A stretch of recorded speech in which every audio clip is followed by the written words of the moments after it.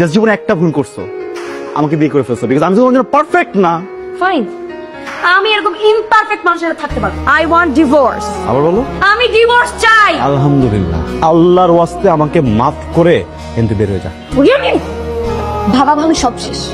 Sujan sir, compromise করে এত গরিব মানুষের সাথে থাকা যায়, কিন্তু এইরকম একটা নোংরা মেন্টালিটির মানুষের সাথে কম্প্রোমাইজ করে আমি থাকতে পারবো না। স্যার, সিম্পল একটা কথা বুঝাই বলি, হ্যাঁ ভালোবাসার বিয়ে ছিল, কিন্তু আমাদের লাভ ম্যারেজ থেকে লাভটা অনেক আগে উড়ে চলে গেছে। এখন শুধু ম্যারেজটা আছে, তো এটাকে আপনি উড়াই দেন প্লিজ। লাভ থাকবেও না। আমি কোথায়? হসপিটালে। কিচ্ছু হয়নি আপনার, কংগ্রাচুলেশন, আপনি মা হতে চলছেন। কার মা? কে মা? আরে কার মাকে এই উল্টা অর্ডার প্রশ্ন করতেছো তুমি বোকা? তুমি মা, তোমার পেটের ভিতরে বাবু হচ্ছে, আমি বাবু হতে চলেছি। একটু আগে ডিভোর্স পেপারে সাইন করে আসছি, আমি মা হতে চলছি মানে? আর আশ্চর্য কথাবার্তা। প্লিজ, এটা একটা হসপিটাল, আর আপনার একটা সুসংবাদের ব্যাপার, ডিসিশন কি নেবেন না নেবেন এটা বাসায় গিয়ে নিতে পারেন। তুমি আমাকে তোমার এই চেহারাটা আর কোনোদিন দেখাবা না। It's okay, it's okay. এই সেম ভুল ধারণা আমারও ছিল, বুঝছো? আমিও ভাবছিলাম যে গতকালের পর আর কখনো তোমার চেহারা দেখতে হবে না, কিন্তু দেখো এখন বুঝতেছি তোমার চেহারাটা না দেখলে তো আমি তো শান্তি পাবো না, আমার তো রাতে ঘুম হবে না। আমি কার দিকে তাকা থেকে ঘুমাবো একটু বলো? আর তুমি যে বাসা থেকে চলে যাবা, তুমি তো একা একা যাবা না, সাথে করে তো পেটের ভিতরে আমার বাবুটাকে নিয়ে যাবা, এটা তো আমি হতে দিব না, বুঝছো না শোনা?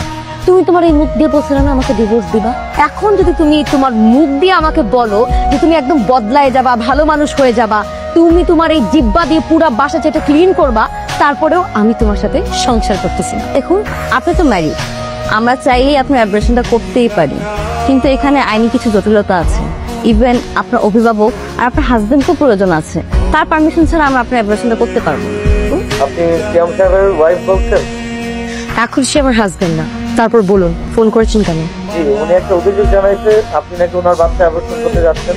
মানে আপনি বললেই হবে নাকি? দেখুন ম্যাম, এটা আমার কথা না, এটা কোর্টের কথা। উনি কোর্টে অভিযোগ জানাইছে, কোর্ট পরবর্তী সিদ্ধান্ত না জানানো পর্যন্ত আপনি এই বাচ্চা অ্যাবর্শন করতে পারবেন না। আপনার কাছে কি সেই অভিযোগের কোনো কপি আছে? জি আছে, আমি আপনাকে হোয়াটসঅ্যাপ করে দিচ্ছি, আপনি একটু দেখুন। ঠিক আছে, পাঠান। আমি খাবো না। জান, তোমাকে তো একটু খেতেই হবে জান। বলছি না খাবো না। পরে কিন্তু আমাকে দোষ দিতে পারবা না। পুরো খাবারটা খান, আর না হয় আমাদের সাথে থানায় চলুন। আশ্চর্য, আমার খেতে ইচ্ছে করছে না, আমি জোর করে খাবো। এই ধরনের প্রশ্ন করে লাভ আছে? আমার তো এখানে কিছু করার নেই। হ্যাঁ, আইনের সামনে আমার হাত পা সবই তো বাধা। দেখো আমি একটা কথা বলি, দেশের প্রচলিত আইন অনুযায়ী গর্ভাবস্থায় একজন নারী এমন কোনো কাজ করতে পারবে না যেটা পেটের ভিতরে সন্তানের জন্য ক্ষতিকারক। কিসের গাড়ি এটা? কার গাড়ি?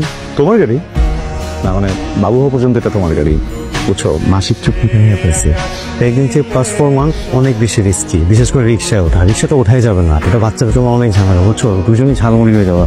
ও এটা পড়া রিস্কি হলে হোক, তবু আমি এই গাড়িতে যাবো না। দেখি লো, হ্যাঁ এভাবে কেউ গাড়ি চালায়?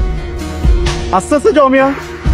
মামা, আপনি সামনে যে গাড়ি পাবেন সেই গাড়ির উপর উঠাই দিবেন, যান। আর আস্তে যাও না, তুমি এটা কি করতেছো?